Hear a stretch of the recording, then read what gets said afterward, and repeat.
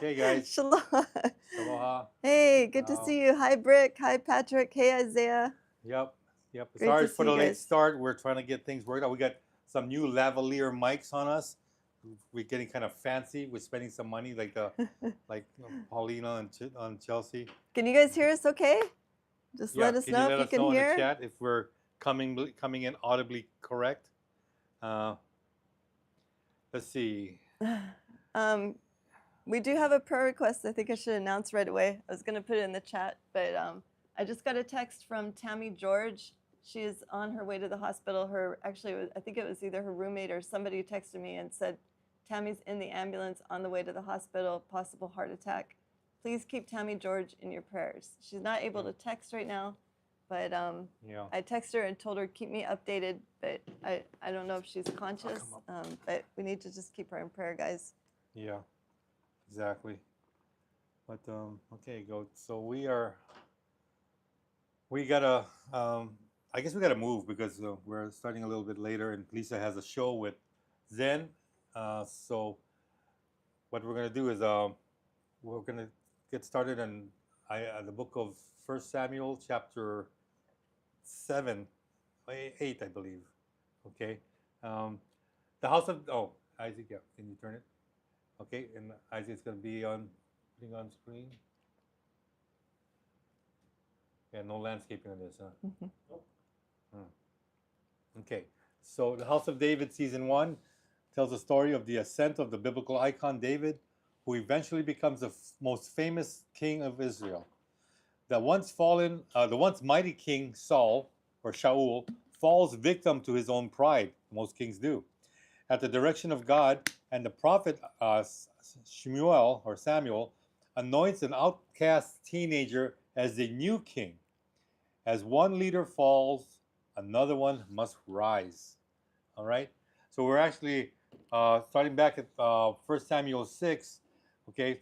Now the ark of the Lord had been in the territory of the Philistines for 7 months.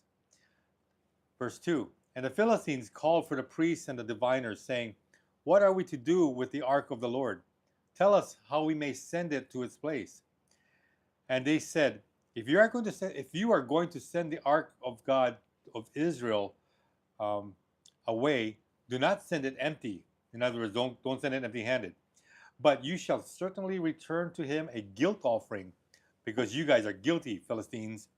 And then you will be healed, and it will be revealed to you why his hand does not leave you. Wow.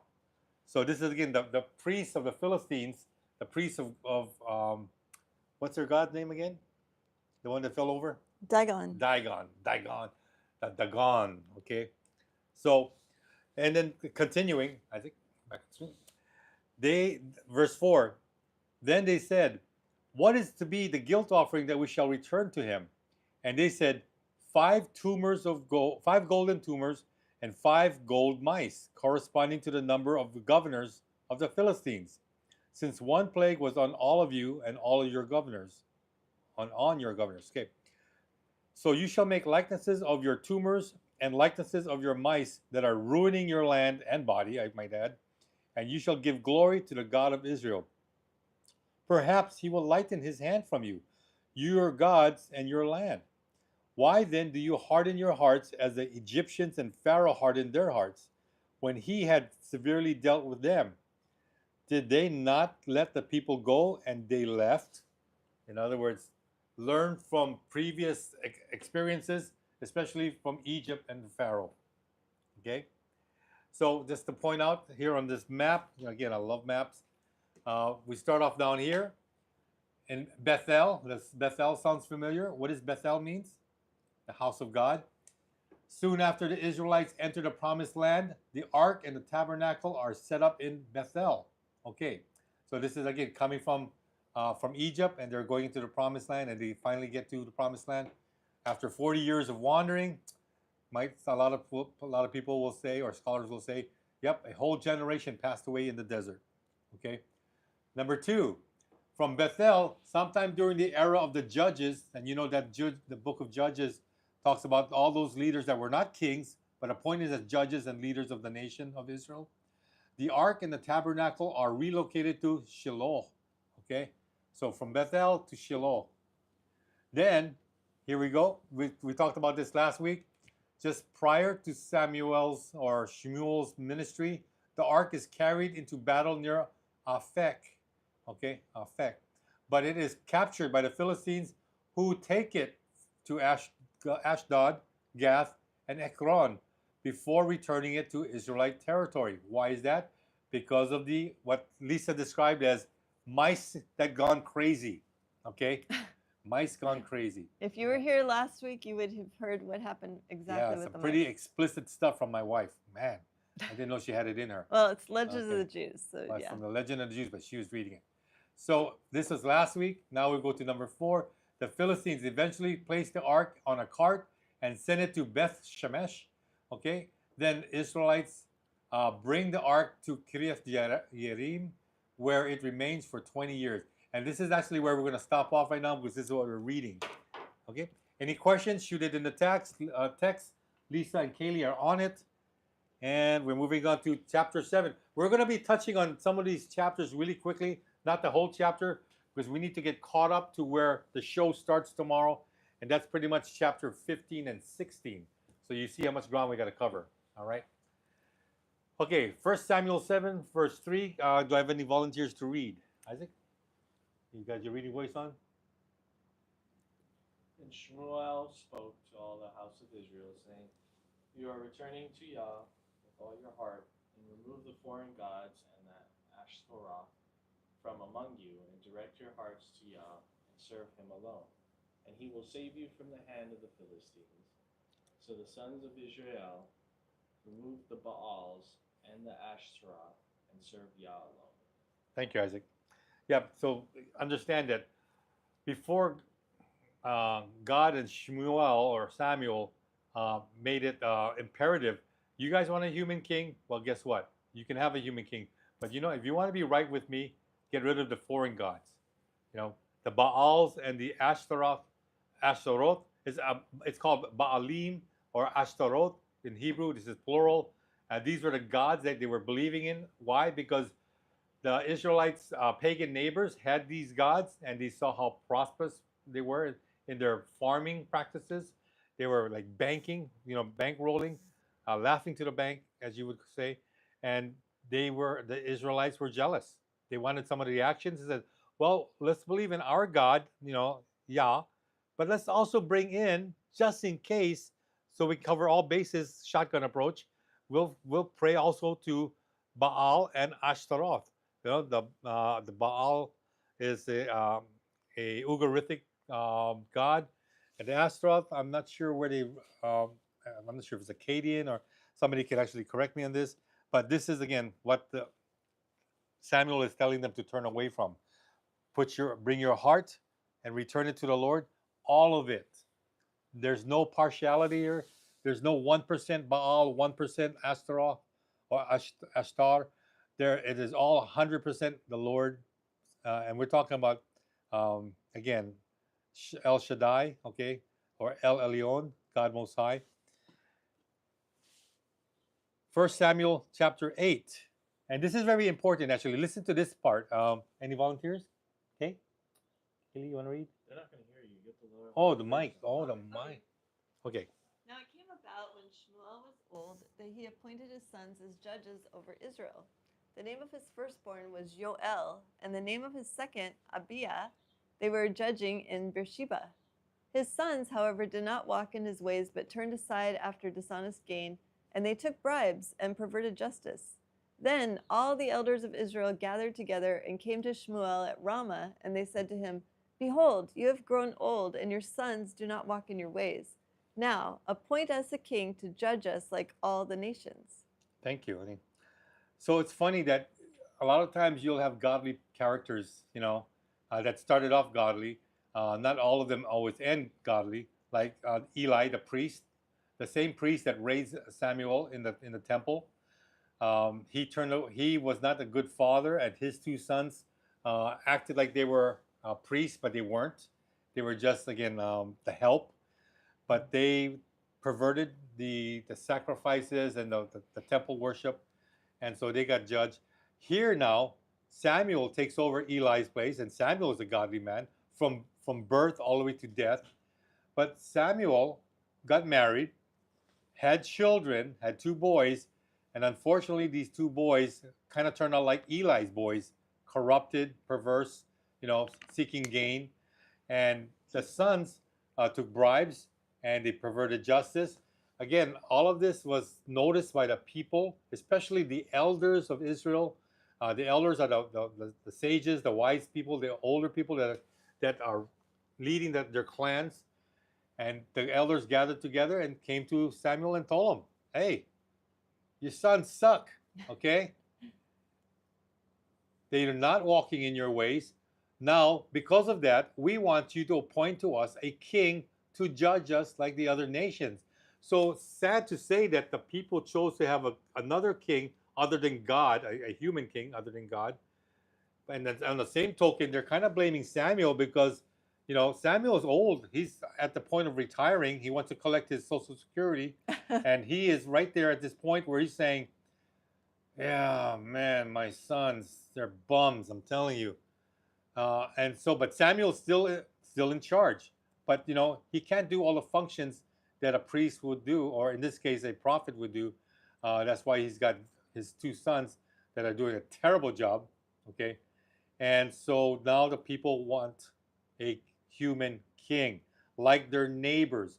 Remember, earlier it says, God is telling Samuel to tell the people, turn away from the Baalim and turn away from the Ashtaroth. Turn away from those fake false gods, and God will be with you. But if you don't, guess what? God will not be with you and you will suffer. Well, it seems like they're still suffering because now they're choosing for someone else. I just have something to say about his firstborn, because we've all had children, probably. Well, maybe not all of us. We've experienced some type of rebellion in youth, and then turning back to the Most High, and that's what happened with Yoel, because he was actually the prophet Yoel who had a vision, and his book is included in Scripture. This Yoel is aligning with the other Yoel? Yeah, Samuel's son. Are you sure? Yeah. But he's corrupt. Well, that's what I mean. He started out corrupt, but then he turned his ways back to the Most High. Okay, well, we might have That's to why I said we've all had, a lot of us have had children who did the same thing, or else we've done it, like myself in younger years. Yeah, okay, I hear you. All right, so moving on. Verse 6. But the matter was displeasing in the sight of Samuel when they said, give us a king to judge us.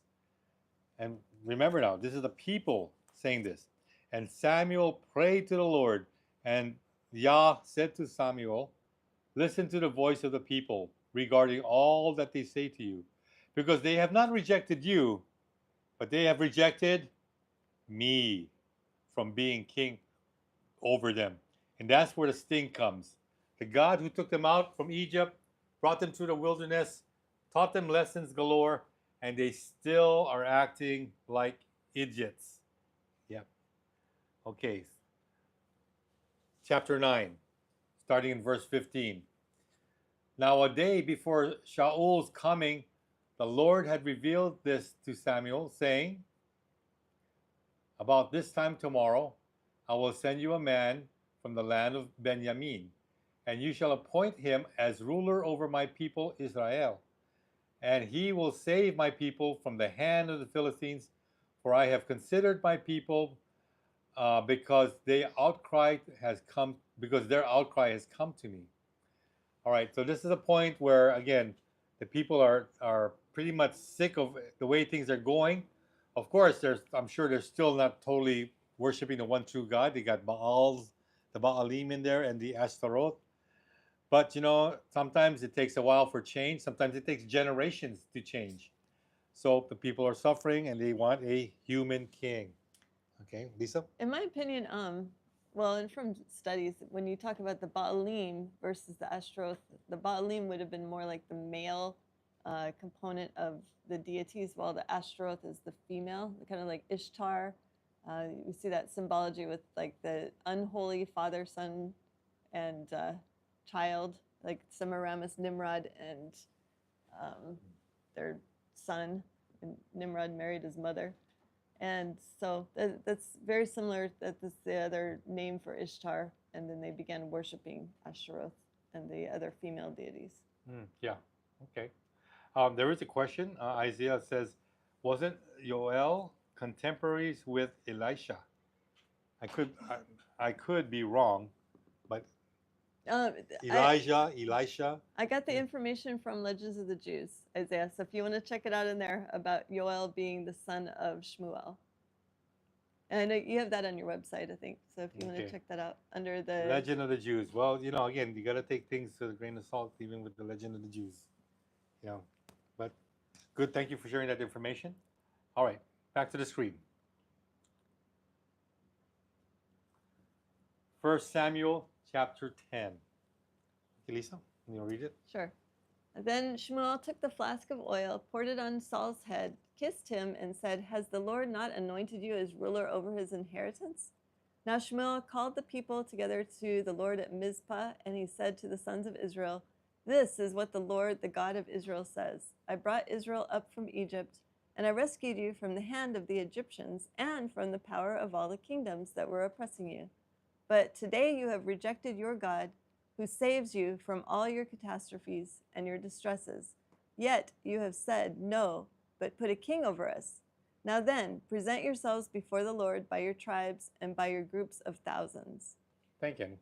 As you notice, I started off with verse 1 in chapter 10 and jumped right down to verse 17.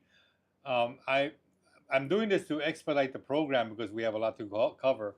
But I want you guys to know that, this should actually encourage you to read the entire account of 1 Samuel on your own, especially the verses I'm not including, because there's a lot of backstory as well to it. And to get the full gist of what's happening, it's good. I'm just getting highlights from every chapter. This way we can, again, just move along because we don't have much time today. Lisa's got again, double duty. She's moonlighting on the job. She's got a job with Zen later on at 3 o'clock. So Yeah. we're, again, just covering ground. That's all we're doing, covering ground. All right. Thanks, guys, for joining us. I noticed that you guys are still there. Thank you, Brick. It is a shirt that my wife picked out for me. One of the benefits of having a beautiful wife that has taste. Not all wives have taste. Kaylee can't taste anything sometimes. What? She eats so much food sometimes she just can't taste stuff. Kaylee has good taste, though. She chose our She chose son. that. She has good taste in other things.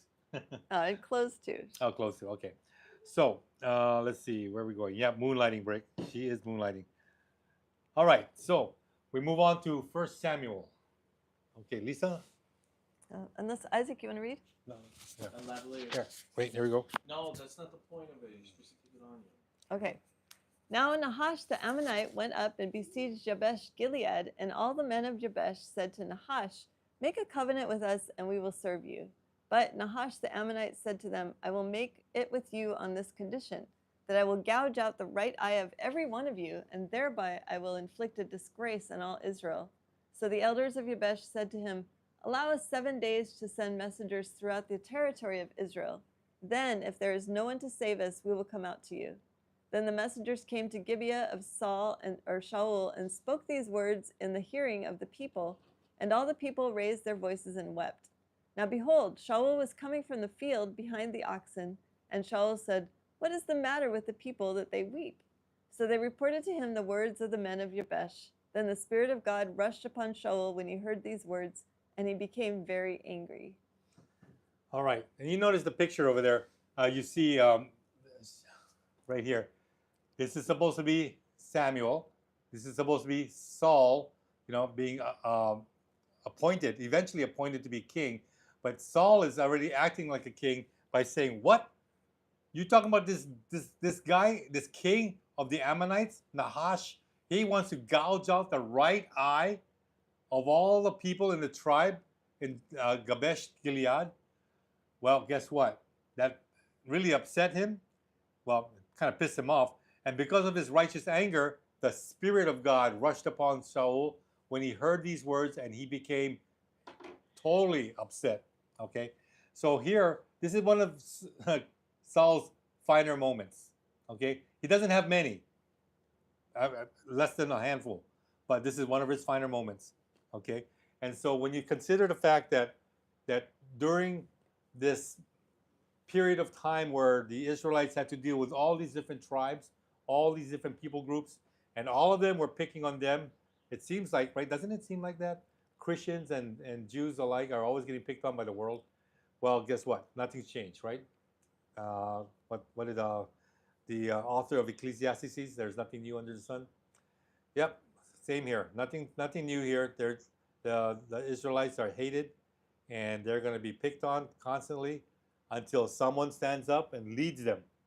You know, unfortunately, they had the best leader, which is God, a theocracy, but that theocracy was now wanted to be replaced with a monarchy, a man king, which is never as good as a God king.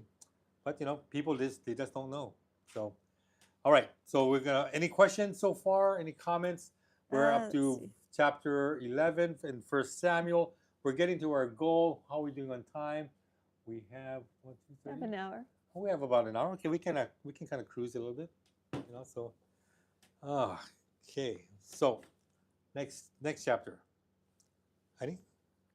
But when you saw that Nahash, the king of the sons of Ammon, was coming against you, you said to me, No, but a king shall reign over us. Yet the Lord your God was your king. And now, behold, the king whom you have chosen, whom you have asked for, and behold, the Lord has put a king over you. If you will fear the Lord and serve him and listen to his voice and not rebel against the command of the Lord, then both you and the king who reigns over you will follow the Lord your God. But if you do not listen to the voice of the Lord, but rebel against the command of the Lord, then the hand of the Lord will be against you, even as it was against your fathers. Thank you, honey. Okay, so here we go. Nahash, you know, I don't know why he has such a gross punishment for the Israelites gouging out their right eye to embarrass them and humiliate them. But this is one of the things that he likes doing, I guess. Grew up that way, maybe. Maybe he poked out the other kids in his school eyeballs out. It's a childhood fetish that he just kept with him as king. Well, look at the name. That gives you some clues. It's so close Nahash. to Nakash. Yeah, exactly. You can tell he's a loser. But but here Samuel again is making it clear, put your trust and your faith and your loyalty into the Lord your God. You know, I know you want a human king, but I'm telling you, even with a human king, he will disappoint you. But if you trust in the Lord your God, he will not disappoint you. He will keep you. Listen to his voice. Okay. Okay. Better? More? Good? All right. But if you do not listen to the voice of the Lord and rebel against the command of the Lord, then the hand of the Lord will be against you, even as it was against your fathers. That sometimes it makes you wonder, the hand of an enemy or the hand of God against you. What's worse? Yeah, I hand would of think God. it's got to be God, right? Definitely. And yet God will use other nations as his tools, and that's fine. God can do whatever he wants. He owns it all. He controls all things.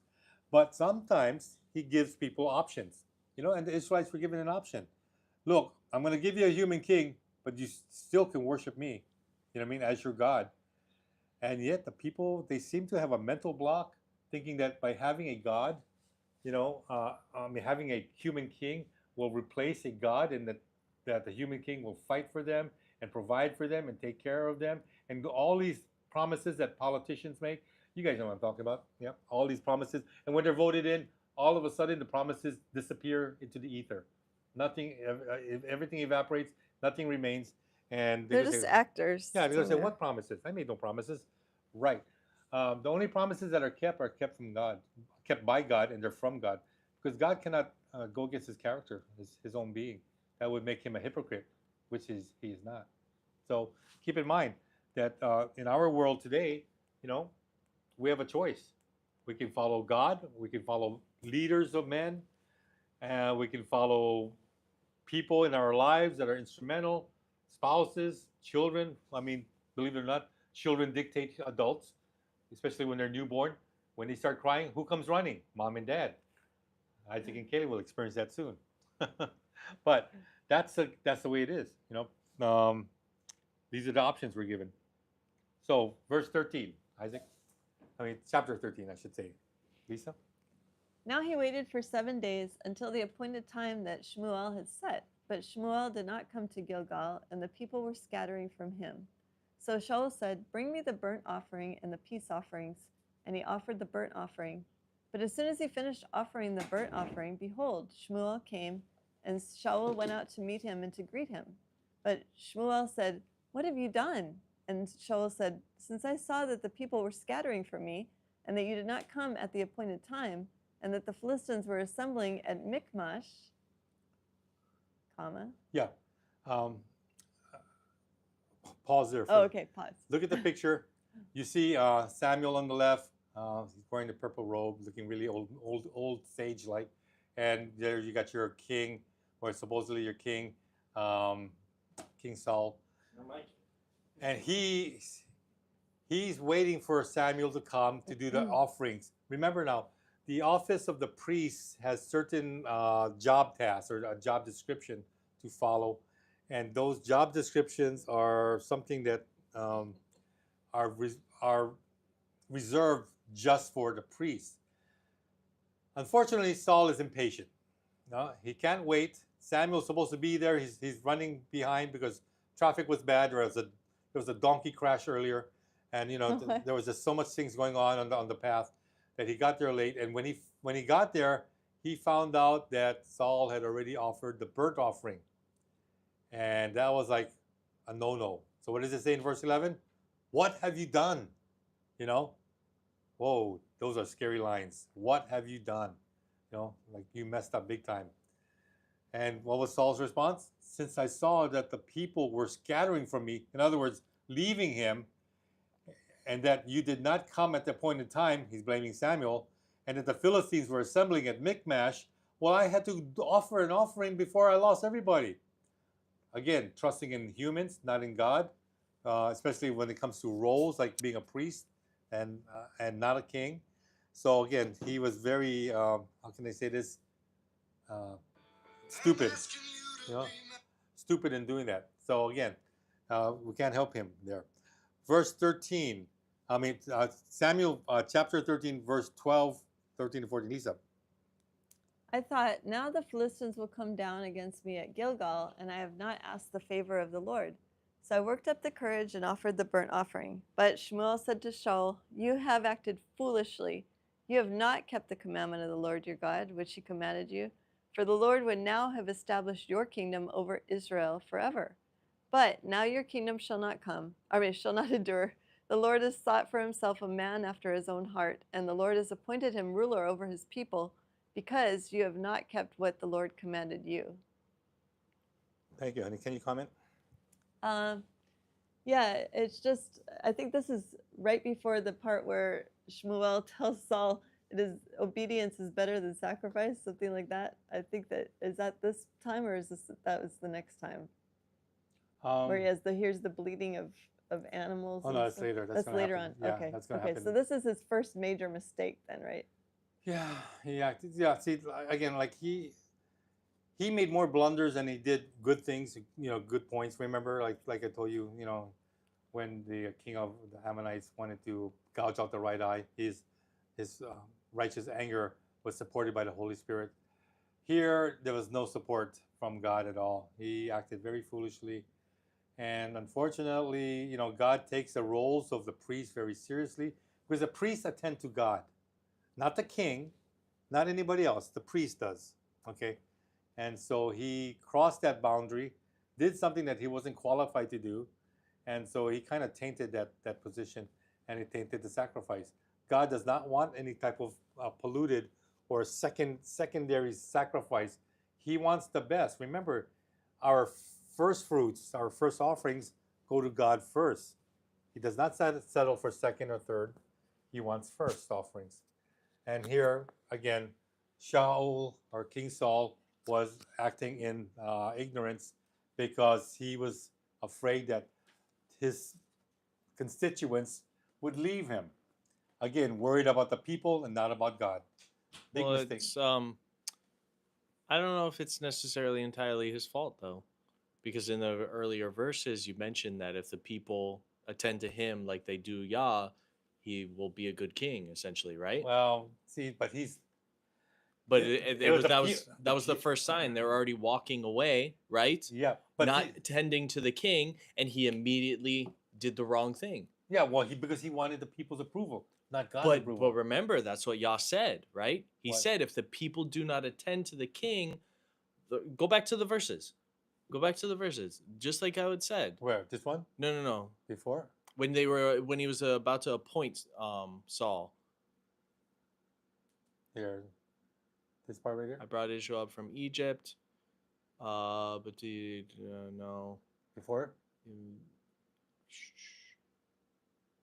Benjamin, you shall appoint him ruler over my people Israel, and he will save my people from the hand of the Philistines. For no, yeah, there was a part where it said,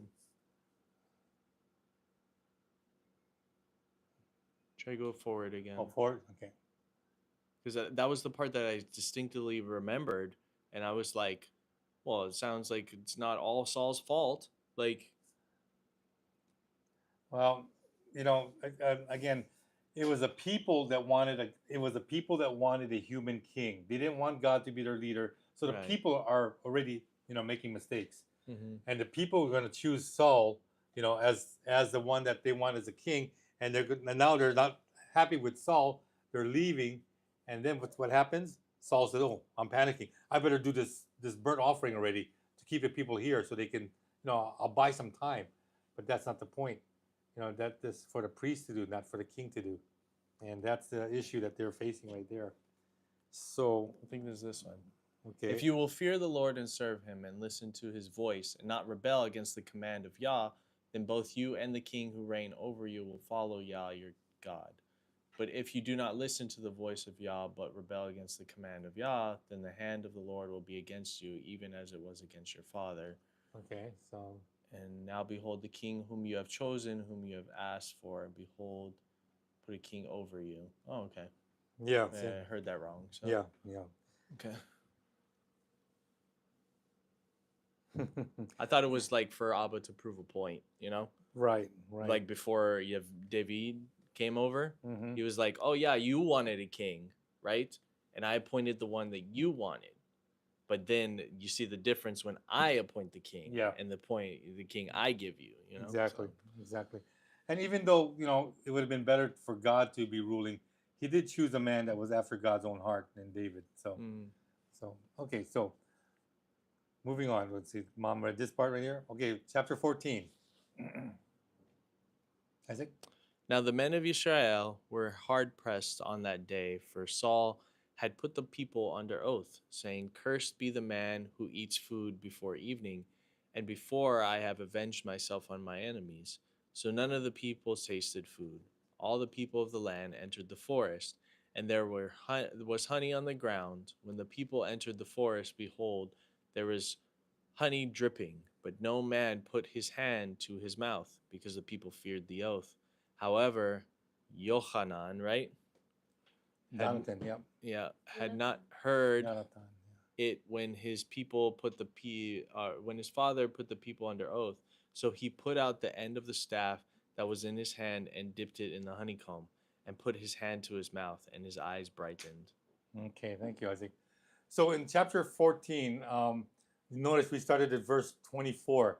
There's 23 verses before this in this chapter, and it talks about Jonathan again with his armor bearer, the person that assists him in carrying all his armor. And they go against the Philistines. They're in a crevice. They come out. They say, "I feel God calling us to attack these guys." And there was like a bunch of them. And they went up there and they said, "If they call us to come over, we will slaughter them." And the two of them did. So now, again, the men of Israel were hard pressed that day. Saul, again, good old Saul made another big mistake, had put the people under oath, saying, "Cursed be the man who eats food before evening, and before I have avenged myself on my enemies." So none of the people tasted food because the king said so.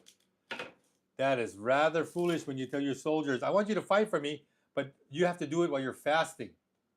You won't have any energy to fight with, but that's because I'm so, narcissistic that it's got to be my way or the highway.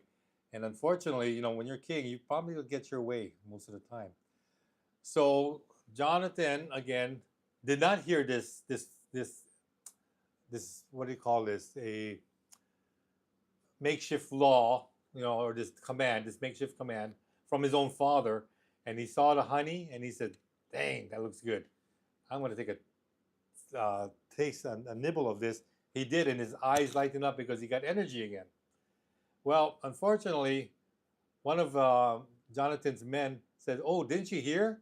Your dad says you're in trouble, or anybody's in trouble." And unfortunately, this is not, again, another one of King Saul's finer moments. So just add that to your list. I know your hand's getting full. Okay, continuing on in chapter 14, verse 28. I'll read now. Then one of the people responded and said, "Your father strictly put the people under oath, saying, 'Cursed be the man who eats food today.' And the people were weary." Why? Because they've been fighting all day. Then Jonathan said, "My father has troubled the land." Okay. Jonathan, he's a pretty much, he says it like it is. But he's honest and true. "See now that my eyes have brightened because I tasted a little of this honey." Imagine if I had a whole tub full, like Winnie the Pooh, or yes, Winnie the Pooh, right? Winnie Pooh Bear, okay, and his honey. "How much more if only the people had freely eaten today of the spoils of their enemies which they found? For now the defeat among the Philistines has not been great because they were weak and tired. It could have been a total rout, but good old King Saul is holding his head because he's saying, 'Oops, I blundered again.'" Or like Homer Simpson, "Do, Doi. do." Yeah. Okay, we can laugh at him now. What's this? Proclamation edict. Yeah, proclamation. Thanks, Jay. Yeah, again, when the king makes a proclamation, you're under oath. He's saying, nobody eat or else. Okay, no going to In-N-Out Burger, no going to your favorite restaurant. You guys gotta just fight and fight hungry. All right, now we're coming to the two main chapters. These two main chapters are important because it brings us up to par with the show that's going to be premiering tomorrow. But if you have the RSVP, from what I found out, you can actually watch it tonight. Well, for those of you in the East Coast, it's already nighttime, but you can actually watch it now on a Wednesday evening because it's being offered to those that have an RSVP. All you have to do is sign in, okay? But I wanted to get up to par, so when you watch the show on Amazon Prime, you will be up to par with what's being played out. Okay, 1 Samuel 15, Isaac, do you mind reading? And Samuel said to Saul, "Yah sent me to anoint you king over his people Israel. Now therefore listen to the words of Yah. Thus says Yahweh of hosts, I have noted what Amalek did to Israel in opposing them on the way when they came up out of Egypt. Now go and strike Amalek and devote to destruction all that they have. Do not spare them, but kill both man and woman, child and infant, ox and sheep, camel and donkey." All right. I think Samuel is making this a very clear, proclamation himself, saying, "Saul, you're the king. This is what God wants you to do." Okay? And he gives them in detail. "Spare not man, woman, child, infant, ox, sheep, camel, donkey." That pretty much covers a lot. He didn't mention any chickens. So you guys can take all the chickens you want if they had chickens back there. But you read it for yourself. So if there's any question, again, the king of Amalek and the Amalekites are to be totally annihilated. And when it says devote to destruction, that's kerem. Okay, that means to totally wipe out. A lot of people will say, "Oh, this is genocide." Well, in a way it is, but it's godly genocide because these are not people that he created. These are Nephilim hybrids, that were created from these so-called watchers, if you know your Genesis 6 Bible passage. and the book of First Enoch, these people, including their ox, sheep, camel, and donkey, are not pure breeds. They're not, what God created. They are probably hybrids. God does not want any, you know, again, what do you call that? Serpent seed hybrids. Yeah, he just wants his perfect creation. I just want to make a really quick comment about Amalek and where Amalek came from, or Amalek, as you might say. The Amalekites were actually related to the Israelites through Esau, because Esau's son, the firstborn Eliphaz, married one of the Horite queens, Timnah. Well, that was actually a concubine, but that's where all those dukes of Edom come from, and Amalek was one of the oldest ones. And so they called themselves the Amalekites, but they were actually related. I mean, they had a high level of serpent seed from the Horites, the hairy half goat people that Esau married into their family. And these were high level Nephilim, but they were also rulers of Edom. And they always had it in for the Israelites just because of the enmity between Esau and Jacob. And they hated the Israelites. So even more judgment on them because they're offspring of Abraham still. So to me, that's just kind of crazy that it's like their very own relatives. And I think a lot of us have experienced that with our very own relatives attacking us even more than like other people. At least I have. Thank you, honey. Sure. So let's continue on. Isaac? So Saul summoned the people and numbered them in Telaim, 200,000 men on foot and 10,000 men on Judah. And Saul came to the city of Amalek and lay in wait in the valley. Then Saul said to the Kenites, depart, go down from among the Amalekites, lest I destroy you with them. For you showed kindness to all the people of Israel when they came up out of Egypt. So the Kenites departed from among the Amalekites, and Saul defeated Apple account verification. He's going to do it again. And Saul defeated the Amalekites from Havilah as far as Shur, which is east of Egypt. And he took Agag, oh no, that name, the king of Amalekites, alive, and devoted to destruction all the people with the edge of the sword. But Saul and the people spared Agag again, and the beasts of the sheep, and of the oxen, and of the fattened calves and the lambs, and all that was good, and would not utterly destroy them. All that was despised and worthless they devoted to destruction. So are you saying they took all the good cattle and sheep and lambs, but all the ones that were looking kind of raunchy, they killed them all, right? So it's kind So of it sounds like, picking and choosing, right? But, well, I mean, it's their spoils. They can do whatever they want with it. Oh, wait. Didn't God say, kill them all? Right. So here we go. King Saul is making up, amending God's command to fit his needs and the needs of his people. Did you notice how it says, that verse 9, but Saul and the people. Wow. He's almost giving them equal status. Whatever the people want, the people get. Right, right. Make a quick comment about the names in here, because this is where a lot of people think that the verse in Genesis chapter 2, verse 10 to 14, where it says the Pishon River encompasses the entire land of Havilah. There's two Havilahs. So this is Havilah of Ham, which same as the word Sheba. There's two Shebas. There's a Sheba of Ham and a Sheba of Shem. So the Havilah of Shem is the one that the Pishon River goes around. This Havilah was, of course, in the Middle East. And so a lot of people think, oh, well, that must mean the Garden of Eden is right in Havilah.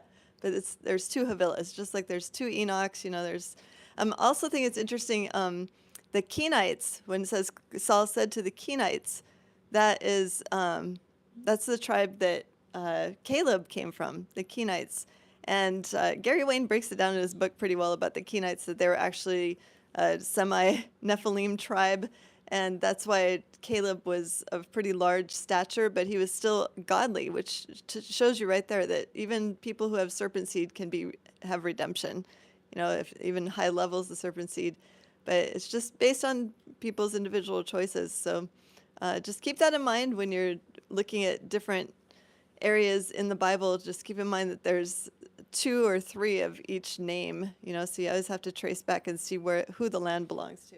And who's Agag? Who's Gag? Oh, that's like Lady Gaga backwards. No, just Yeah, kidding. it's- Or Og, double Og. No, just kidding. But yeah, Nephilim king for sure. Exactly. Let's move on to the next verse, verse 10. Um, Isaac? Then the word of Yah came to Shmuel. I regret that I have made Saul king, for he has turned back from following me and has not performed my commandments. Wait, what? Did Abba just say I regret? Yes. Oh, Yep. That's how upset God is. jeez. Because when God appoints you as a representative for people, a leader of people, he expects his commands to be communicated clearly to the people. But in this case, King Saul abbreviated, or I should say, he what's the word I'm looking for? He modified God's command, Mm. you know, and God doesn't actually deal with that. He doesn't put up with that. So Mhm. yeah, keep reading. And Shmuel was angry, and he cried to Yah all night. And Shmuel rose early to meet Saul in the morning, and it was told Shmuel, Saul came to Carmel, and behold, he set up a monument for himself, and turned and passed on, and went down to Gilgal. And Shmuel came to Saul, and Saul said to him, Blessed be you to Yah. I have performed the commandment of Yahweh. Who's Saul fooling? The last verse. Blessed be to the Lord. I have performed the commandments of the Lord. Everything I heard, or he didn't hear, or maybe he thought he heard. Right? Yep. A lot of times people have their own interpretation of what God is saying in the Bible. It says, do not fool around on your wife. Stay married and faithful and loyal. I said, I thought you said, during the daytime you stay faithful and loyal. And during the nighttime you can fool around. You know what I mean? Yeah, okay. So a lot of people like to modify what God says. That doesn't really work well. But here again, Samuel rose early in the morning to make sure what was going on. And well, I have to think that Samuel was saying, I hope that King Saul heeded the commands from God. I'm thinking, I hope he didn't mess up again. I hope he didn't mess up again. And well, guess what? Let's read verse 14.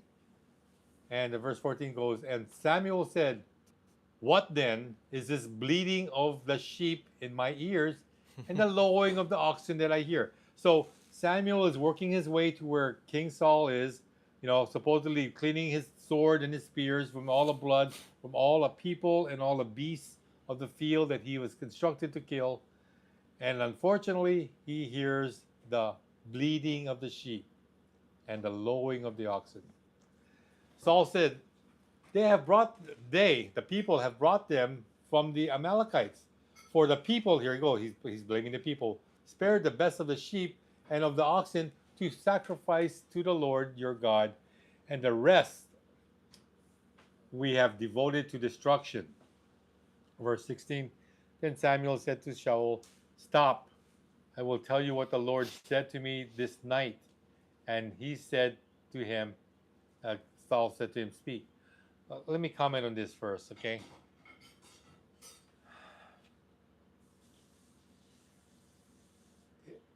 The command was clear, in verse 3. It was clear what they were supposed to do, and yet he blames the people for sparing the best of the sheep. Wasn't it King Saul that says, while we're killing and attacking these Philistines, nobody's supposed to eat any food? He made that edict or proclamation, as Shay would say, and everybody heard it, and they were obedient, except for the person that didn't hear it, his own son. You can't blame him for that. Well, here, God told, again, King Shaul, this is the rules for conduct when you do warfare. I want you to wipe out everything that has a heartbeat. Everything. Well, unfortunately, I guess he didn't hear this, and he didn't convey that command from God to his underlings. You know, his workers, his soldiers, his captains, lieutenants, everyone below him. But whose fault is that? Is it the people's fault, or is it King Saul's fault? You answer that question. I think you can figure it out. Verse 17, Isaac. And Shmuel said, "Though you are little in your own eyes, are you not the head of the tribes of Israel? Yahweh anointed you king over Israel, and Yahweh sent you on a mission and said, 'Go, devote to destruction the sinners, the Amalekites, and fight against them until they are consumed.' Why then did you not obey the voice of Yah? Why did you pounce on the spoil and do what was evil in the sight of Yah?" And Saul said to Shmuel, "I have obeyed the voice of Yah. I have gone on the mission on which Yahweh sent me. I have brought Agag, the king of Amalek, and I have devoted the Amalekites to destruction. But the people took of the spoil sheep and oxen, the best of the things devoted to destruction, to sacrifice to Yahweh your God in Gilgal." Thank you, Isaac. What? So, as you are continuing reading this passage right here, it shows you the obstinance, you know, the rebellious, belligerent King Saul saying, I did obey God, you know? Did you? I have brought Agag, the king of Amalek, and I have devoted the Amalekites. Yes, he killed all the Amalekites except for the king. He was instructed to kill them all, including the king. And then but the people, there we go, blaming the people again, took the spoiled sheep and oxen and the best things devoted to destruction, you know, to sacrifice to the Lord. So now he's bending the rules. He said, oh, we brought that stuff so we can actually sacrifice it to you in front of you, God. God says, no, I wanted you to kill him on the spot. Not bring him back and pretend to make a sacrifice to me. You know what I mean? So again, this is sad but true, but Saul is again God in his own mind. He is again doing everything he wants, regardless of what the true God is telling him to do. And that's how narcissists are. They kind of run on their own belief system, right? Yeah. So just looking at the chat, Brick was able to speak to Tammy, which is a good sign, you know. Mm-hmm. Lisa, what else is there? Yeah, I don't have a mic. Yeah, here we go.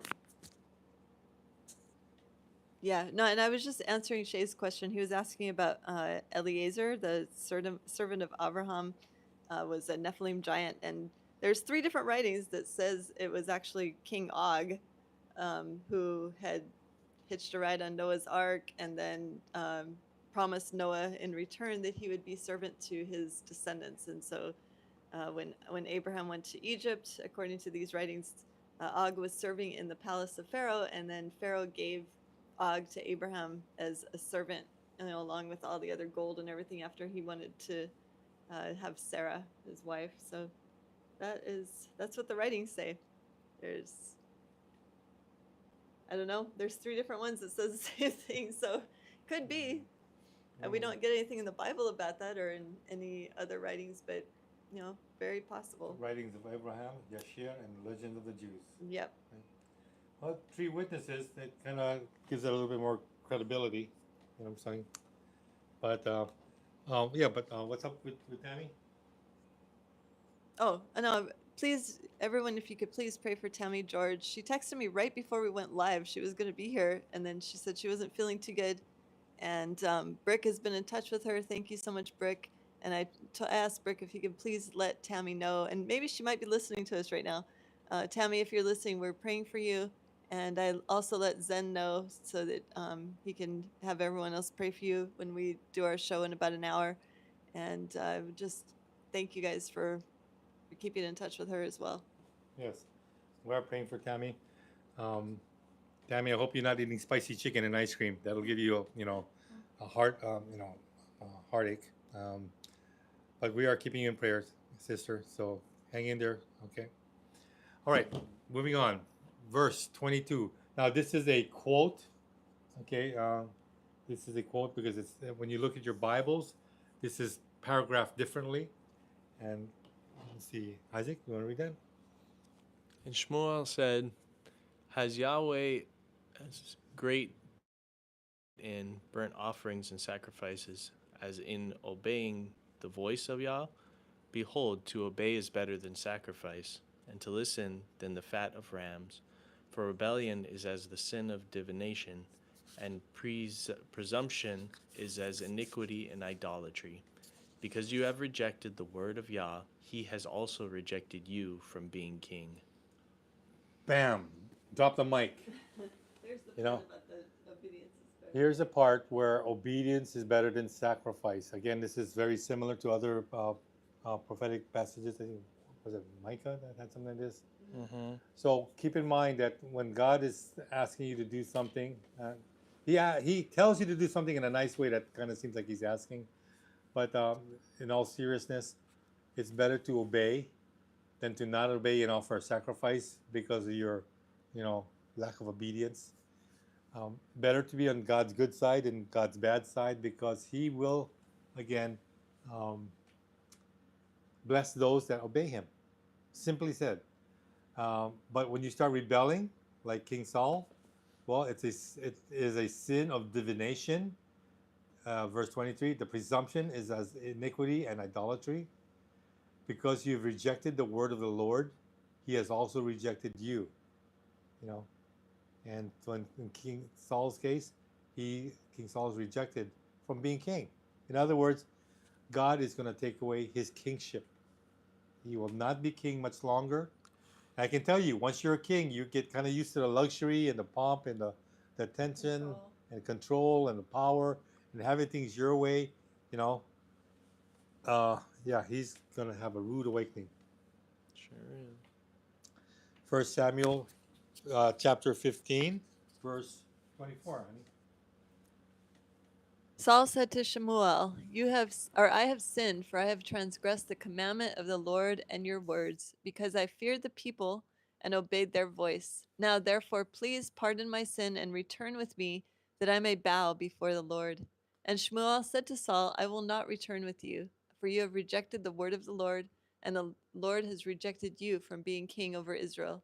As Shemuel turned to go away, Saul seized the skirt of his robe, and it tore. Ouch. I wonder if that was a nice expensive linen gown. Probably. Yeah. There's something to say about that. Doesn't that remind you of when else do we read about when a garment of Saul was torn later on? We'll read about that with David, right? Yeah. When he went in the cave. cave. They have something about seizing their skirts and tearing them. What is that?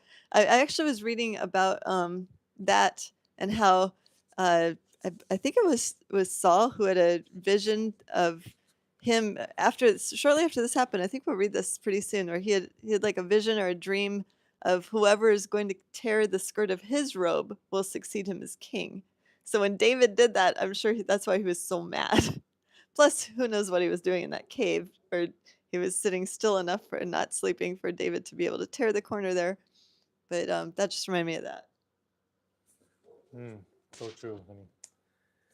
So true. Any questions on this so far, guys? We're up to towards the ending of Samuel chapter 15, and again, it's you notice that in verse 24, even though Saul thought he was obeying God, when Samuel confronted him and says, guess what, you're losing the kingship, Saul came to a realization that maybe he didn't hear and do what God commanded him to do. And so now he's backpedaling. He's saying, oh, forgive me, I pardon my sin and return to me, or return with me, that I may bow before the Lord. He's trying to get Samuel to say, Samuel, please speak on my behalf. Tell God that I'm a good dude. Does that sound familiar in First Enoch?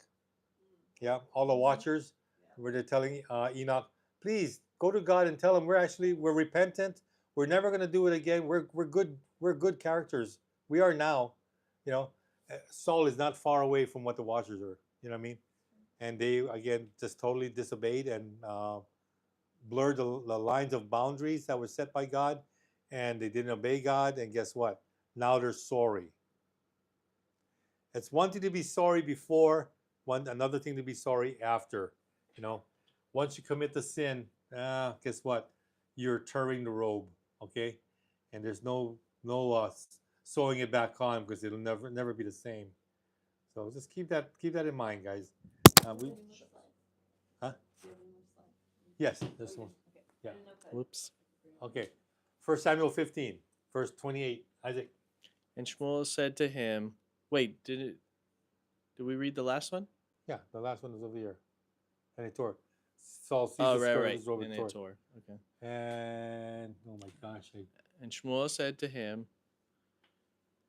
Yahweh has torn the kingdom of Israel from you this day, and has given it to a neighbor of yours who is better than you. And also the glory of Israel will not lie or have regret, for he is not a man, that he should have regret. Then he said, I have sinned, yet honor me now before the elders of my people and before Yisrael, and return with me, that I may bow before Yahweh your king. So Shmuel turned back after Saul, and Saul bowed before Yah. so after King Saul tore Samuel's robe, Samuel said to him, "The Lord has torn the kingdom from Israel from you this day." Notice you got to be God is very specific. On this day, and He has given it to a neighbor of yours who is better than you. Now, a lot of people will say, "Well, didn't King Saul continue to be king?" Yes, he did. See, but when God makes a declaration and He says, "Oh, guess what? On this day, this kingdom really doesn't belong to you now. There's a process going on where you will be replaced, and you will be replaced by someone better than you, someone who will actually listen to me, because that's all I ask for a leader to represent the people is to listen to me. Like Moshe listened to me. In spite of all the people telling him what to do and being angry with him and wanting to stone him and kill him and vote him out of leadership, Moshe hung close to me and I protected him. Here, King Saul listens to the people because everybody's afraid of the mob, right? No, not all people, but King Saul was. And so, since the mob was having their way, he blamed the mob for his mistakes. That's a cop-out excuse, if you ask me. Again, so again, he said, "I have sinned. Yet honor me now before the elders of my people and before Israel, and return with me, that I may bow before the Lord your God, so I can keep my face from being humiliated." That's all he's worried about, his humiliation now. Little does he know that, when the Lord takes your kingdom away, He'll take it in a way that you'll never be able to do anything again. So sad but true. When God calls you to a position of leadership, you better take it seriously. There's an update on Tammy. Okay. Go ahead. Oh. No, thank you so much, Brooke, for giving us an update. Tammy, it looks like she has pancreatitis, is what he's saying, the talk in the ER is. So we'll just pray that they caught it in time and that they can do something that isn't harmful to her, that she can heal quickly and she can get back home. So not sure how long she'll be in the hospital, but I'm glad it wasn't a heart attack. I'm glad that she's there and hopefully they can treat her. Pancreatitis. What is that? I mean, I knew it was a pancreas, but is it an inflammation of the pancreas or is it not functioning? Does anybody out there know what pancreatitis is? Maybe Lisa will do a research it online, but I'm kind of curious. But yeah, let's continue to keep Tammy in prayer, guys. All right, moving on. Verse 32. Are you up to reading? I think you're red. Okay, I'll read it now. Then Samuel said, "Bring here to me Agag, the king of the Amalekites." And Agag came to him cheerfully. Why? Because Agag said, "Surely the bitterness of death is past," because he wasn't killed with everybody else.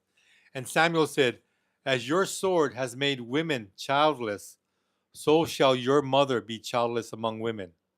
Whoa. I bet you his cheerful smile left his face when Samuel said that. And Samuel hacked Agag to pieces before the Lord in Gilgal. He probably watched Norman Bates, in that one movie, Psycho. Uh, verse 34. Then Samuel went to Ramah, and Shaul went up to his house in Gibeah of Saul. And Samuel did not see Saul again until the day of his death. But Samuel grieved over Saul, and the Lord regretted that he had made Saul king over Israel. Pretty powerful. Samuel must be mean with his sword because he hacked up King Agag to pieces. You know what I mean? Interesting. Um, I wonder how that went. You know. All right, Tammy texted me an update. She said she didn't expect this to happen. It's freaking her out. She has chest pain. She was sweating, vomiting, and by the time she got to the hospital, everything stopped. But they're running tests, so she's very alert. So that's good. She's waiting on the tests. Talking about pancreatitis. She has no idea what that is, but she never wants to go through that pain. She said to tell everyone that she loves them, and she's very sorry to miss the live stream tonight. Oh, that's so sweet, Tammy. She just got to get better. That's the main thing. And she may be. I'm not sure, but she'll probably watch the show again. Okay.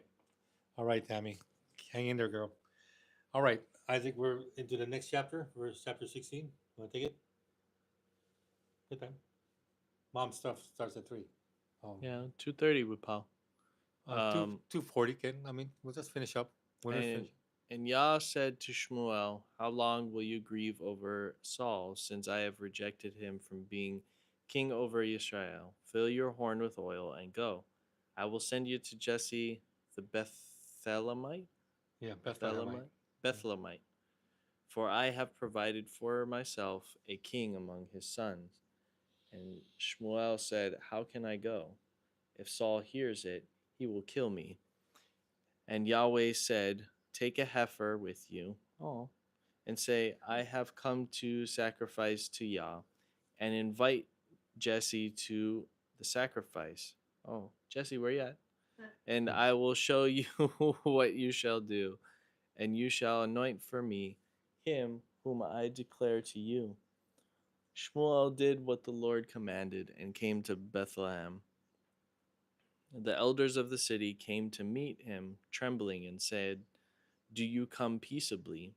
And he said, "Peaceably I have come to sacrifice to Yah. Consecrate yourselves and come with me to the sacrifice." And he consecrated Jesse and his sons and invited them to the sacrifice. Thank you, son.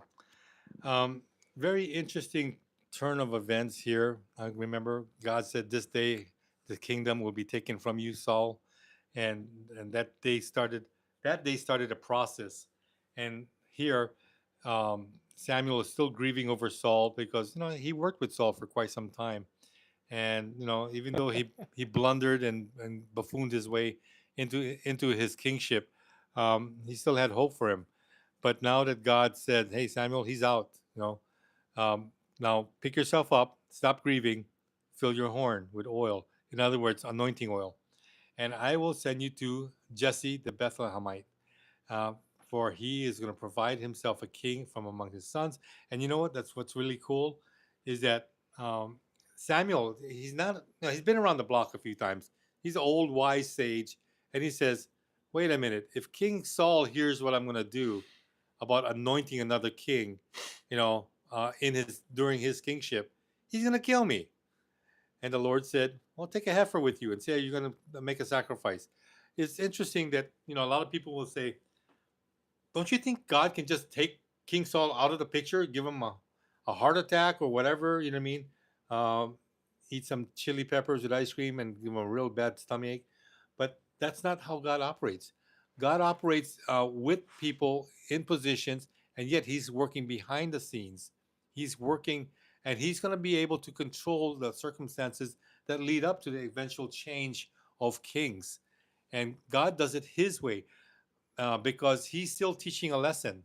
And for example, King Saul thinks he's still king, you know, but as we'll know later on as we continue to study, he'll be plagued by a demon that is appointed by God Himself to make King Saul's life miserable. And who is the one person that can give him relief? Is the king, the new king coming in into his own palace. which is kind of ironic. God is really he's a funny guy. But keep that in mind that again, God does work even though you know he could actually just wipe everybody out because of sin. But where does it leave him? Nobody to worship him. He is actually going to work with the circumstances that are present, and he's going to again turn things for those that choose to follow him. So there's no way around it. I mean, God will get his way. And so if you're going through struggles and hardships in your life and you're thinking that God is invisible to your prayers, think again. God works through circumstances, and sometimes it's a lesson we need to learn through those circumstances in order to overcome them and to be, again, moving on to the next set of life challenges because He sees us through, whether it's health issues, financial issues, work issues, relationship issues. God is there. He knows what we all need, and He's working with us individually. Remember, we have guardian angels that go to Him every day, you know, and so we should be rest assured that God knows what's happening in our lives. So if you are in the midst of sin, guess what? God knows it. Get out of it. Stop it. If you are serving Him and being, again, true to Him, then keep doing that because He knows what you're doing. And He's, again, taking a tally back up in heaven saying, yep, good and faithful servant. Yep, put another check mark on his name. So again, nothing, he doesn't miss anything. He's got eyes everywhere, which is kind of scary. For those of you that are wanting privacy, uh, he's got eyes everywhere. He sees everything. Yep, sure does. All right, let's move on to verse 6. Isaac? When they came, he looked on Eliab and thought, surely the Lord's anointed is before him. But Yah said to Shmuel, do not look on his appearance or on the height of his stature, because I have rejected him. For Yah sees not a man as a man sees. Man looks on the outward appearance, but Yah looks on the heart. Then Jesse called Abinadab and made him pass before Shmuel. And he said, neither has Yah chosen this one. Then Jesse made Shammah pass by, and he said, neither has Yah chosen this one. And Jesse made 7 of his sons pass before Shmuel. And Shmuel said to Jesse, the Lord has not chosen these. Wow. All of them. You imagine Jesse, he's standing there proud because Samuel says, one of your sons is going to be the new king. So he's saying, yeah, all right, man. I'm going to be related to a new king. Don't have to deal with this Saul guy, this character. And then all of his sons, are being looked at and being passed. Nope, pass, loser. No, no, he didn't say that. But he's saying, it ain't the one. And when it comes to the very second to the last son, and Samuel says, the Lord has not chosen these. Jesse's heart must have dropped. It's like, oh my gosh, God has a sense of humor. We just got to keep that in mind. He has a sense of humor. Isaac, next passage. Then Shmuel said to Jesse, are all your sons here? And he said, there remains yet the youngest, but behold, he is keeping the sheep. And Shmuel said to Jesse, send and get him, for we will not sit down till he comes here. And he sent and brought him in. Now he was ruddy and had beautiful eyes and was handsome. And Yah said, arise, anoint him, for this is he. Then Shmuel took the horn of oil and anointed him in the midst of his brothers. And the Spirit of Yah rushed upon David from that day forward. And Shmuel rose up and went to Ramah. Thank you, son. Okay, this is a very interesting section of scripture. Okay. Samuel's not giving up because God told him one of Jesse's sons. So of course, he had to ask Jesse, you brought all these good young strapping lads, but they're disqualified. Is that it? Is that all your sons? Are you hiding one? Oh yeah, we got the youngest, but he's keeping the sheep. Funny because when you read this line that Samuel said to Jesse, send and get him, for we will not sit down till he comes here. Okay, think about this now. When you take flocks out, into the pastures, into the fields, this is not across the street. It's not even down the street. This is going to be so far away that it might take hours to get the message to his youngest son, and then to get the youngest son back to where Samuel's waiting. Yeah. You know what I mean?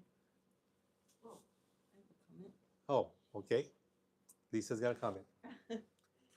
And normally, and I was raised in church, of course, and when it says that David was ruddy, they take that to mean usually, oh, he probably had red hair, or maybe he had like this red complexion, which is partially true because he just was the darkest of all his brothers, is what that actually meant.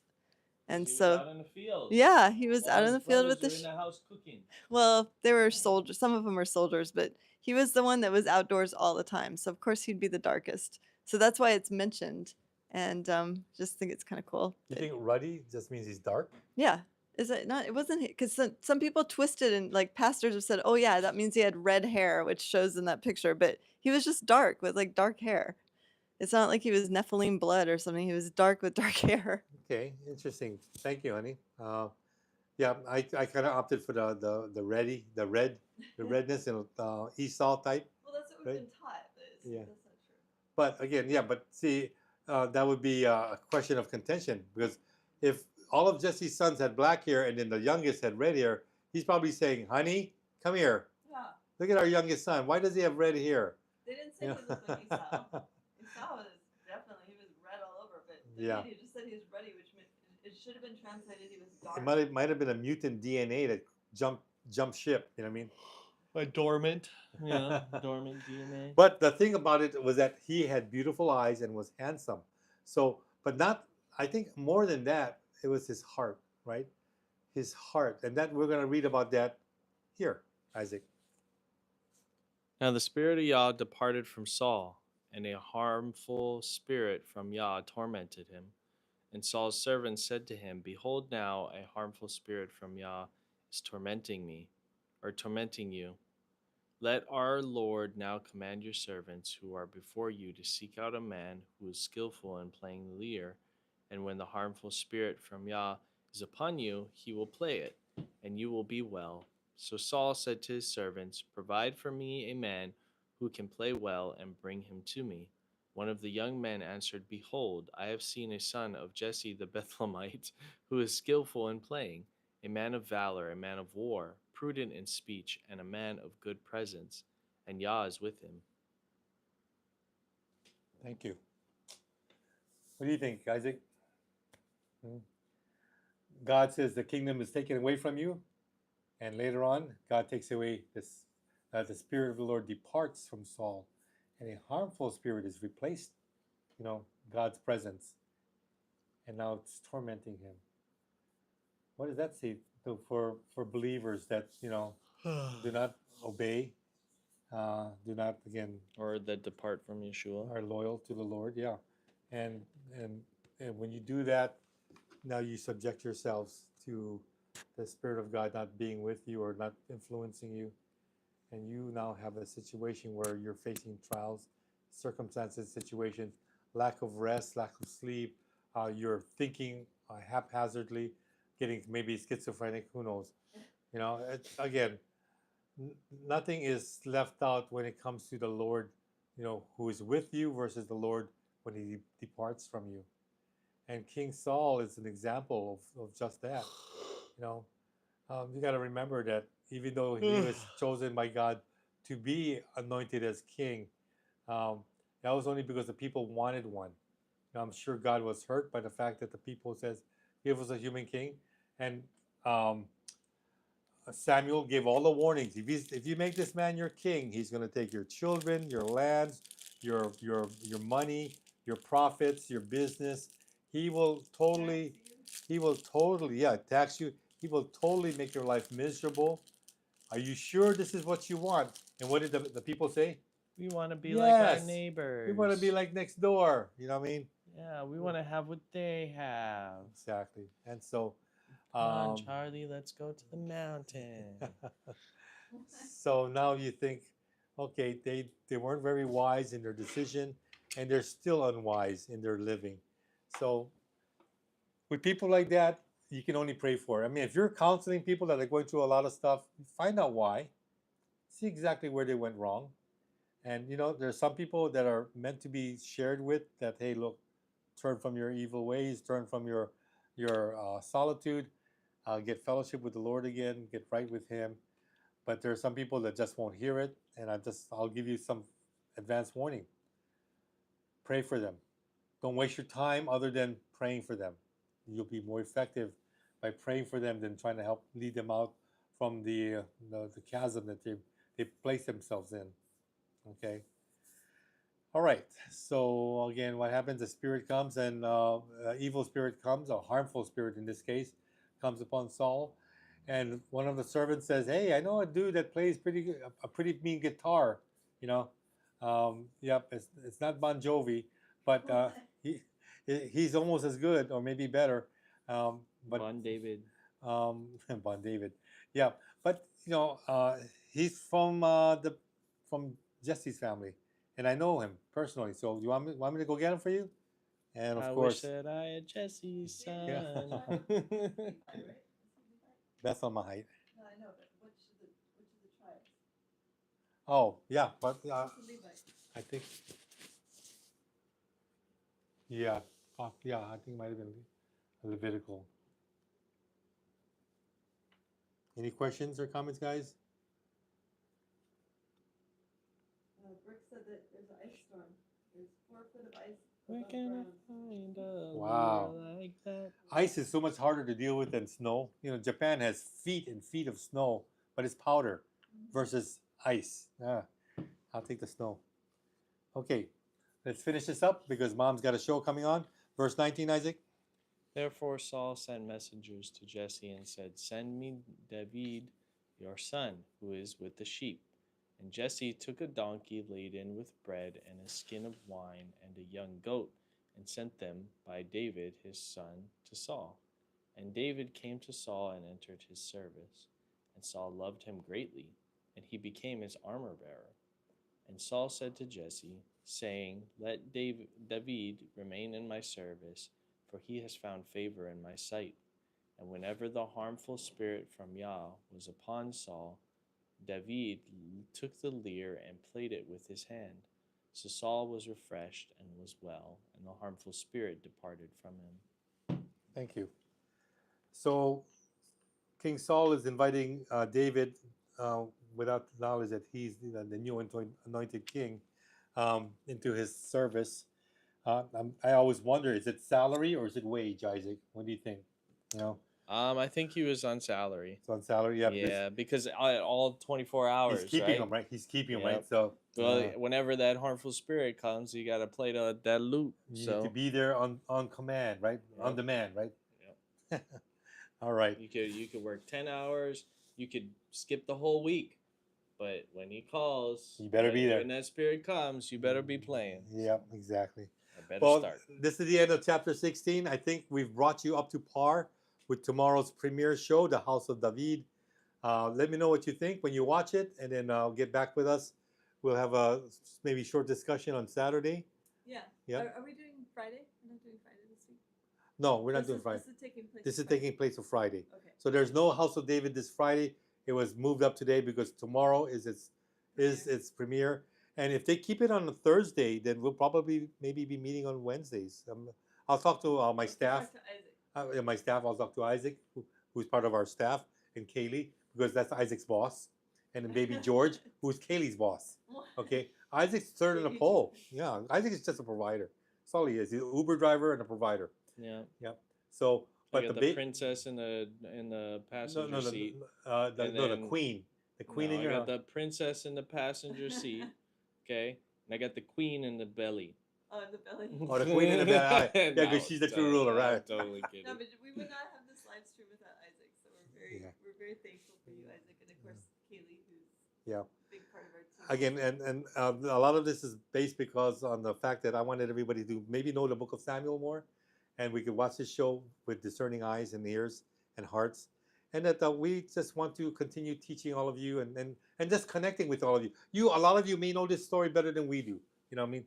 But we just wanted to share this platform so that we could be better with the Word of God, and we could share this with other people. You can imagine how many people are going to be watching this and have no idea what the book of First Samuel teaches. It's true. Guess what? That's where you come in. We may never reach them with our ministry, but you may reach them because you know them. And I'm just hoping that the word of God goes to the ends of the earth through all of you. All right? So from our house to your house, we want to thank you. Isaac, come over And here. say, Tammy, we love you. Yes, Yep. Tammy, And And thanks. Sharon, if you're I think Corley watching, has a prayer Oh, request. Donna. we're, Oh, Donna, I'm Donna. personally sorry that we couldn't be there to Yeah. be there with you, but I hope you're doing okay, and you Yeah. know that we will be praying for you. So Yeah, and then to our moderator, Brick. Thanks, Brick, for being there again. And again, I know my Yes. wife was Thank helping you, out. Brick. Also, too, don't forget Saturday we will have class right after Digital Readers Club, and we'll be joined by the God Culture. Tim and Anna Schwab should be a good class. Yes. Be fun. Yeah, as so- long as the As tech long as guy gets a Isaac is- nap. As long as Isaac can be here, we'll be there. Well, Isaac's on call, so that's As kind of a- he's kind of like David right now. After call. yep, after Friday afternoon, I will be on call. So we'll see what happens. But for those of you again that have been a part of our ministry, thanks for being there. Again, it's a good time of chatting and talking and fellowshipping. And we'll see you in about 20 minutes on Zen's channel. I don't know if they can hear me if I'm this far away. Oh, We'll see you in about 20 minutes on Zen's channel. Zen and I will be talking about flat Earth. Should be fun. and will Brett be there too? I don't know. Oh, okay. I'm not sure. what's going Okay. on. Well, you better contact Justin. Yeah. Shaloha. Okay, guys. Bye, everybody. Take care. Love you all.